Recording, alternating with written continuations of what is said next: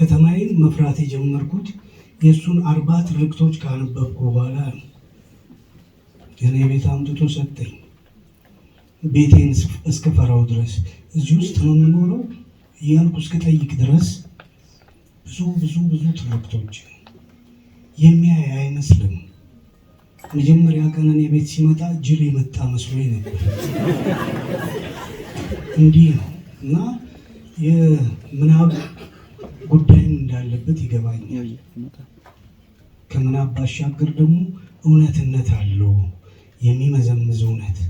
አንዳንድ ምናብ ፋንታሲ ነው አይደል? አንዳንድ ምናብ ደግሞ ፎቶግራፍ ነው።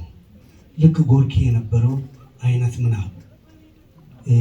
ጎርኪ እንኳን አንዳንዴ ከተሞችን በሙሉ ለምሳሌ ኖቭጎሮድ የሚባል እሱ የኖረበትን ሙሉ ከተማ ሰዎች መዝግቦ ይዞ